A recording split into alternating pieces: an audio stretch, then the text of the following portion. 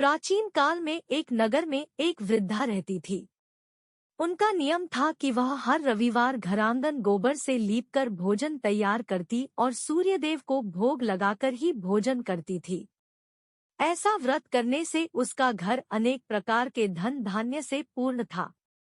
श्री हरि की कृपा से घर में किसी प्रकार का विघ्न या दोहक नहीं था।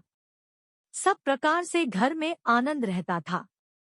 इस तरह कुछ दिन बीत जाने पर उसकी एक पड़ोसन, जिसकी गौ का गोबर वह वृद्धा लाया करती थी, विचार करने लगी कि यह वृद्धा सर्वदा मेरी गौ का गोबर ले जाती है, इसलिए अपनी गौ को घर के भीतर बांधने लग गई। वृद्धा को गोबर न मिलने से रविवार के दिन अपने घर को न लीप सकी, इसलिए उसने न तो भोजन बनाया न भगवान को भोग लगाया तथा स्वयं भी उसने भोजन नहीं किया। इस प्रकार उसने निराहार व्रत किया। रात्रि हो गई और वह भूखी सो गई।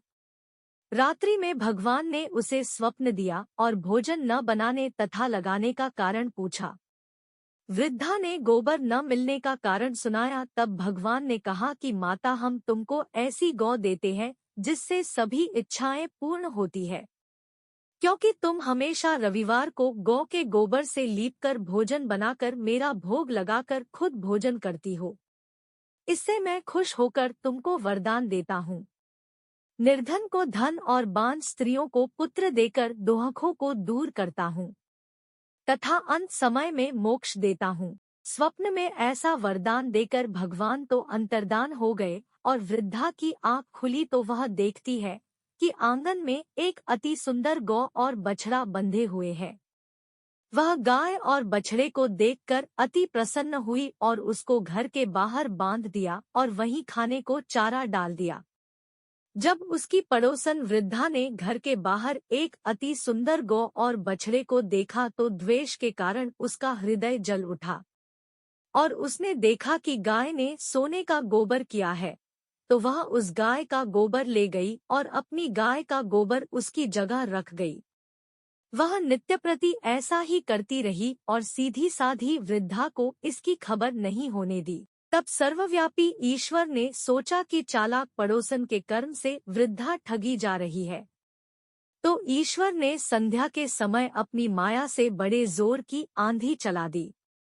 वृद्धा ने आंधी के भय से अपनी गौ को भीतर बांध लिया। प्रातःकाल जब वृद्धा ने देखा कि गौ ने सोने का गोबर दिया, तो उसके आश्चर्य की सीमा न रही और वह प्रतिदिन गौ को घर के भीतर ही बांधने लगी।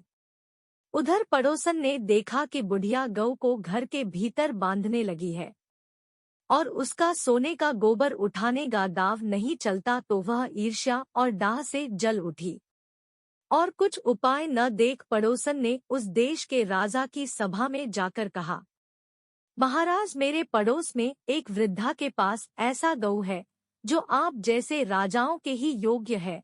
वह नित्य सोने का गोबर देती है।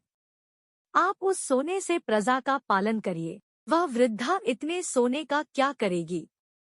राजा ने यह बात सुनकर अपने दूतों को वृद्धा के घर से गौ लाने की आज्ञा दी।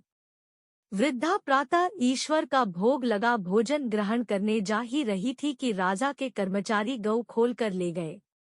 वृद्धा काफी रोई चिल्लाई, किंतु कर्मचारियों के समक्ष कोई क्या कहता। उस दिन वृद्धा गौ के वियोग में भोजन न खा सकी और रात भर रो रो कर ईश्वर से गौ को पुनः पाने के लिए प्रार्थना करती रही।